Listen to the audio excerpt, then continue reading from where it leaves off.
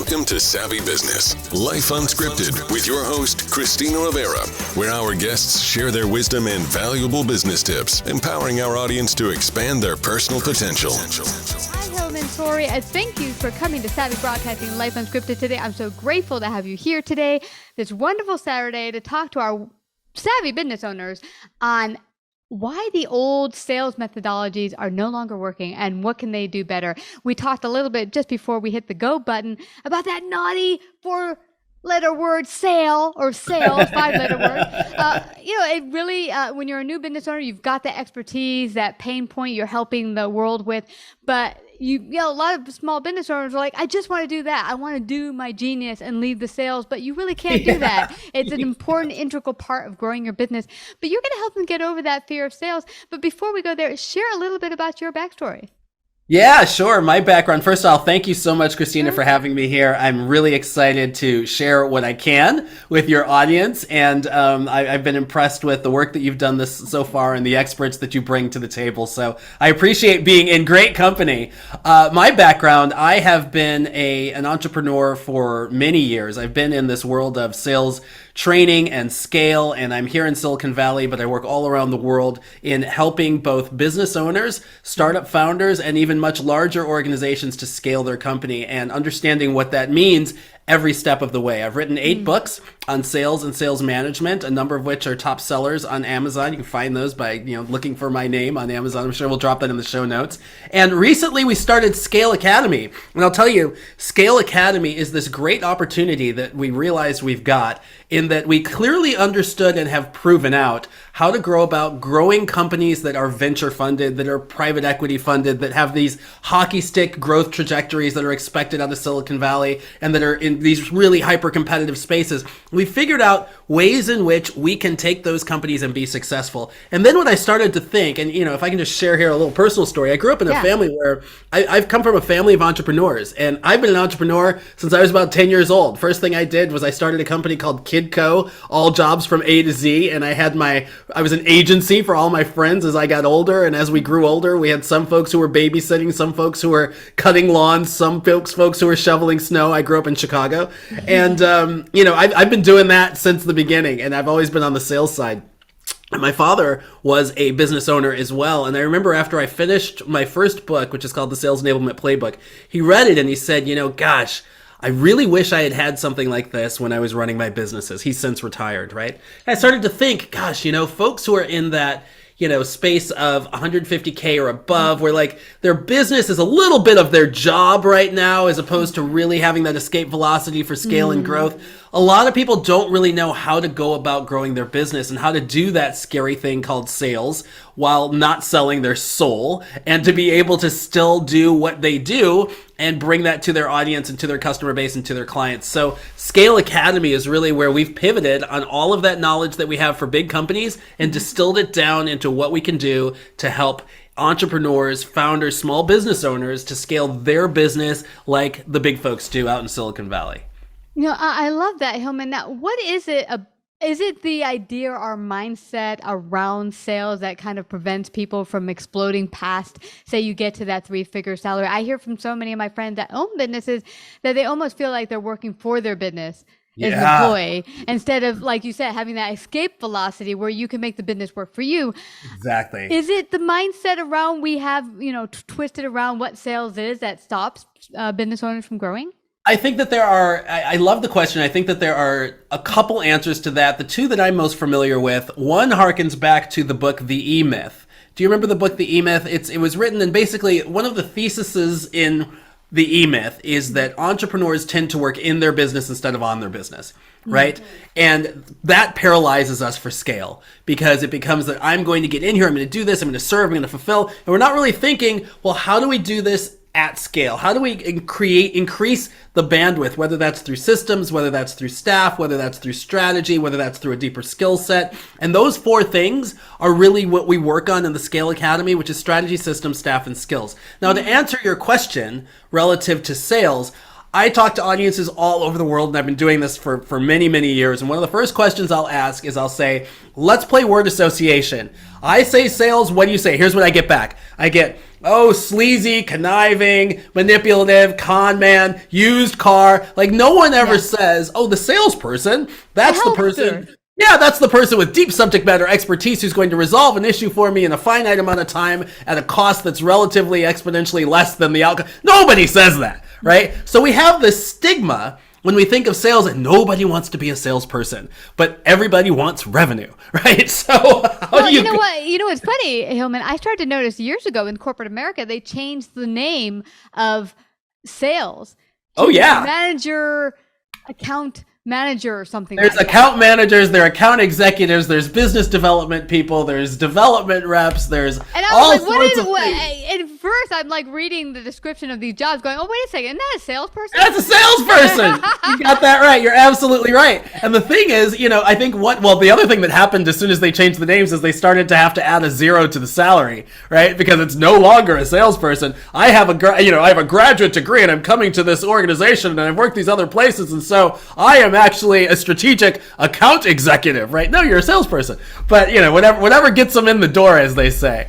But one of the biggest challenges, I think, is that people really shift who they are and lose a certain level of authenticity when they become a salesperson. And this is, if you think of folks who are in service-based businesses, people who might be accountants or lawyers or consultants or marketing agencies, things like this, and they deliver what they deliver based upon a certain level of credibility and having to establish a trusted advisor relationship with their client. That's how they are impactful. And for them to sink down, figuratively, to the level of having to go out and be like, so, hey, Christina, I'd really like to see if I could help you grow your business. And it just seems like, oh, I've just been slimed. So a lot of what we do is we teach people how to maintain their authenticity, how to actually increase their ability to become trusted advisors with folks that they may not have had a relationship with or may not have had the opportunity to actually do business with yet, and still uncover whether or not there's a problem we can solve. And if you, instead of thinking about sales as being how I get somebody to buy something or how I go pitching features and benefits, which is the old way, right? If instead it's positioned as how do I go out as though I'm wearing a lab coat and a stethoscope and diagnose whether or not someone I'm talking to has problems that I'm accustomed to solving. Because you don't think of your doctor as a salesperson, right? But the doctor makes plenty of money diagnosing pain and treating problems. They're not out saying, hey, Christina, I've got this new drug that can do this, and it's swifter, it's faster, it'll make you stronger, it'll make you last longer, your memory will be better. They don't tell you all the features. They don't tell you all the features. Yeah. They say, hey, as you get older, are you struggling with the fact that in the morning you get up and you're feeling a little tired? Are you a little exhausted at the end of the day? Are you finding that your bones are achy? This is the same thing that we talk about relative to how you get small business owners to discuss their business in a way where they're not selling their soul, they're still feeling authentic, but they still have an opportunity to identify whether or not the person they're talking to has a problem that they can solve. Well, I love that you went here, Hilmon, because there was a gal that I was really impressed by when I first started my consulting business, and she did collections. Oh my gosh, if you thought sales was yucky, imagine the idea and the word collections. The worst people in the world. Yeah, exactly. Yes, exactly. But she did this in the corporate world, and she moved off to start her own agency, and she said, I had no clients. So she went to the Chamber of Commerce, met some small business owners, and said, hey, listen, I know that everyone has uncollected debt that you've kind of just written off. You can't collect. You haven't been able to collect it. Just give it to me. Nothing to lose. I won't charge you a dime. If I do get this money, I'll ask that you give me 10%. How does that sound? Beautiful deal. And they were like, here. Absolutely. Over 6 months old. They haven't been able to get them to call them back, pay anything. They've already written it off. Boom. Well, in this case, that's how she started her. But those were her first couple clients. She was able to get money for them, and boom. So, you think you have to be icky. She just saw their problem and said, hey, no, there's no, loss on your end. You've already written this off. Just let me give it a try for you. That's exactly it. Yeah. There is, there's a lens through which we look at this when we begin to work with business owners. One of the first things that we talk about to shift the mindset so that people get comfortable talking about their business. One piece is how you talk about your business. And you mentioned the feature benefit bombardment. And I think everybody probably at this point knows that's not the way to go, right? Yeah. What a lot of people don't know is how to take those features and benefits and turn them into discovery questions, pain questions, things like that. And I'll tell you a real simple way to do that your audience could take away. If let's say I've got a pen, right? And let's say that pen actually eliminates my ability to misspell a word as I'm writing, right? So the feature is get that pen, right? Exactly. So the feature is a pen that enables you to that automatically spell checks and spell corrects, right? The benefit is you never have to look dumb in writing a letter again. You never have to like scribble it out or whatever it might be. You always look like you're hyper intelligent. Well, that's great. I could go out and I could say, hey, I've got this great pen that does this thing. And there are some people like you who would immediately go, I get it, I want it, right?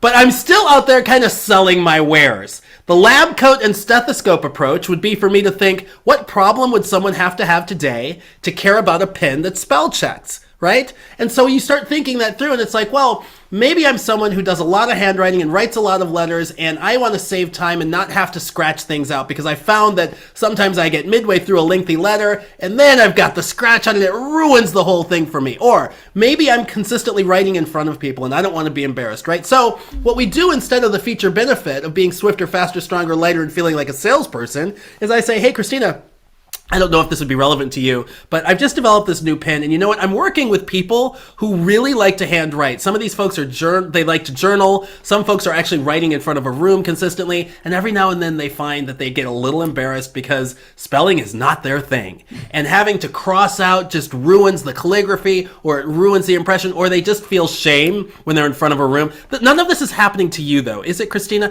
That's an entirely different approach. Yeah. To taking that same pen with its same value and its same features and being able to go out and actually showcase this to folks in a way that's solving a problem as opposed to having to have someone validate that what you have is this golden nugget. So we work with people around how do you take your messages and turn these into pain questions and discovery questions. What was great about what you just said there is it might not work for me. I might be the best speller in the universe, but now you've qualified, okay, you're not a good fit. And you didn't make me feel like, oh, you're trying to push a thing on me. Absolutely. But I hear what you're saying, and I'm like, oh, I don't. But Timmy here, he's always talking about how he has problems with that. Let me what's Timmy, interesting? come on over here.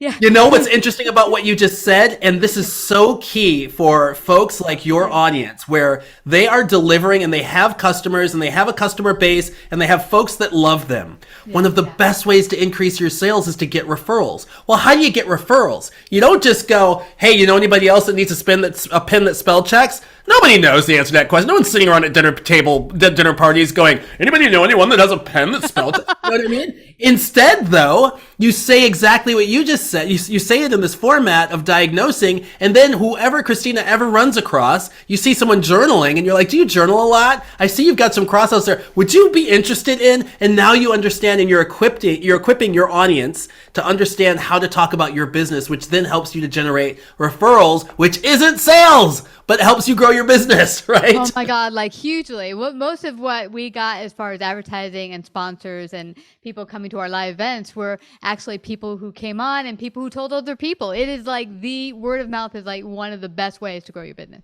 I can imagine. Yeah, and it's solid. You're already introduced as somebody who's respected and somebody who comes vetted, and the conversation becomes much easier when someone has greased the skids for you. Absolutely. Well, how does someone listening in, say you're a dentist or a lawyer, those are pretty easy, you got teeth or whatever. Yeah. You might have, not everyone has law problems, you hope. But right. Where does a person begin to realize, how do I begin to figure out what the pain points that I might solve for my particular clients? The easiest way to do that, this is what I always suggest. Go talk to your existing customers. Go talk to your clients and say, hey, I'm just curious. I'm trying to develop some messages. Some of these messages might be used in marketing. Some of them might be used in my conversations with new prospects. Help me understand, what are the problems I've solved for you? How would you put them into your words? Because we can sit here and pontificate over it forever. But you know what? The language you're going to want to use is the language that comes from the people who are your raving fans. The ones who say, Christina, let me tell you something. When I first started working with you, I was a little skeptical. And then that thing that you did was so awesome and it impacted me this way. And before then, I didn't know this. And now I know that, and this is the impact it's had on my business. You take that verbatim and you reflect it as social proof or a third-party story. You go, hey, I don't know if this is right for you, Hilmon, but one of my clients, Christina, what she told me was, and it's gold. And again, though, you have to realize you're not trying to serve all masters. You're not here for everybody. You want more customers like the people who are your raving fans. So narrow that messaging down to what those people love about you, and you'll get more people just like them. Yeah. And I'd like to ask you one thing else. I've gotten a lot of people who said, hey, we want to do some advertising and we want to hit this market and sell them our new package that's $20,000 or $2,000. Sure.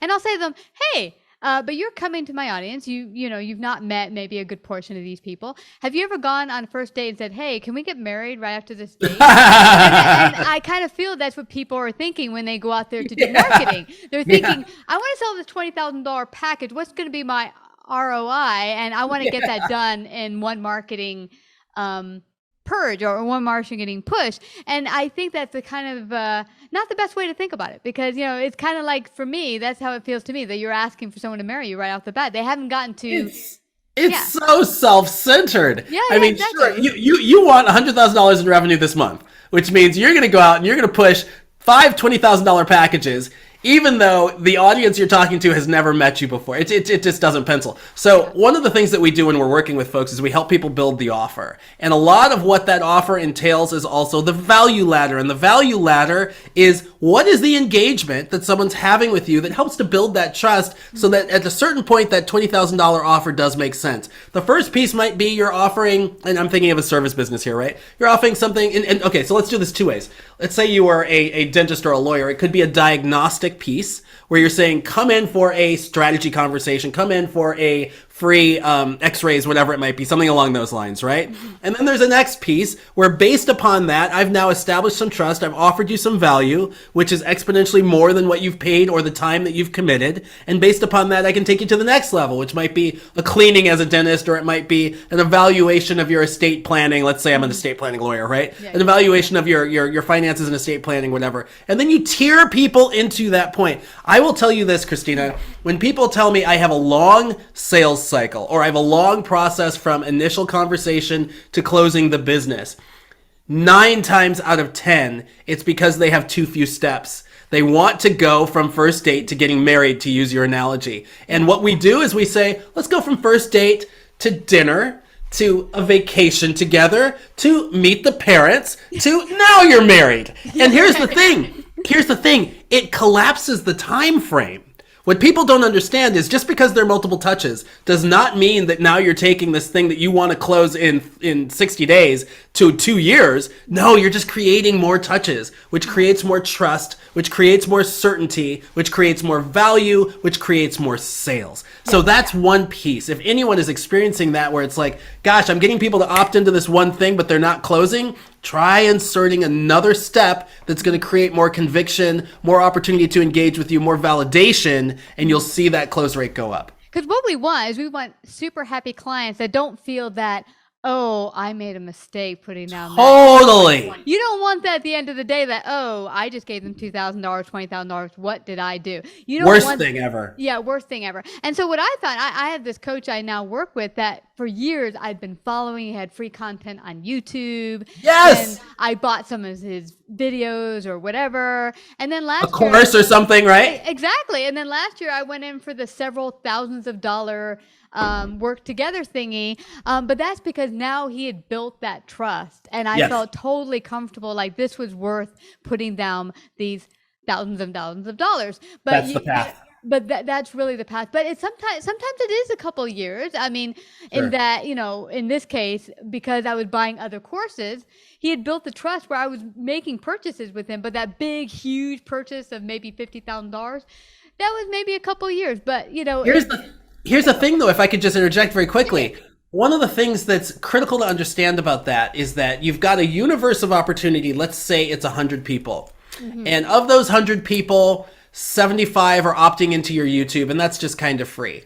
Mm-hmm. Of those 75, let's say you've got an offer for a course, 50 are opting into your course at a certain price. Now that's value. That's still dollars, right? And this is happening consistently. Yeah. It's not like you just get one universe and you march them through and that's it. This is happening on a weekly or daily basis, right? Of those 50, they may buy into the larger workshop or the what do you call it? Sometimes it's a challenge, right? Yeah. They may buy into the challenge, which is a cohort, which is a little bit bigger. Let's say maybe 20 do that. And then maybe 5 buy your big offer. But you have this pipeline working all the time. Yeah. So you're still producing revenue. And those 50 who didn't get all the way down the path, they may much later because they're still part of your universe and you keep serving them. And the one thing that's critical here, the biggest piece here is you have to over-deliver. Every offer has to be an absolute no-brainer where I am providing you so much value, so much content, so much rich access, so much expertise that you're just like, yeah, this just makes much more sense than trying to go it on my own. Yeah. And if you can't do that, if you wouldn't buy your offer, then don't think that anybody else out there is going to either, right? That's a good point. That's a good. Would you buy your own offer? Yeah. And with the case in point of my mentor, I always feel like I'm getting so much more than I thought I was getting. And that's how you want to leave your customer. You want to leave them like, wow, that I got so much, I got way more than I expected. You want them to come raving. Because here's the thing, not only will you keep them wanting to be your customer forever, they will tell others, and that's what's happened. I've told others about my mentor. The people who've come to me have told others about our show. You're telling all your podcast audience right now, right? Here's another interesting thing that I'll say, and I love and appreciate the fact that you have this coach and that you've gone through this process, because here's the other thing. If you are not a business owner who hires coaches, but you are a coach, you are going to be less likely to be successful because you don't know the experience of your own customer. You cannot pretend to be, creating this value ladder, etc., if you aren't doing the same for yourself. I always say, I've got coaches, I've got companies that I employ. I go through this process. I've got 3 different coaches in 3 different capacities right now for our business that are all doing the same thing that I just told you about, and the same thing that I teach folks to do, which helps me to intimately understand where the value is derived from, what the experience is as a customer and client, what's good, what's not good, right? You can't just do this out of the ether. You actually have to practice what you preach. Yeah. And people will feel that when you're just like, and I've heard people say, like what you just talked about, if you're not providing the value, I've heard one person say, I laid down $20,000 for this coach. I think I was bamboozled. And like we said, we don't ever want your customers to feel like they got a raw end of the deal, because then they're going to tell other people, and that's just going to be the end of your business. Exactly right. Yeah. Exactly right. This has been awesome, Hilmon. We could go on for hours. I know we could, but I want everyone to find out how they can find out more about your businesses, ClozeLoop, Scale. What's it called again? Scale Academy. Yeah. Scale Academy. I want to lay down all of those wonderful places where they can find out more about you.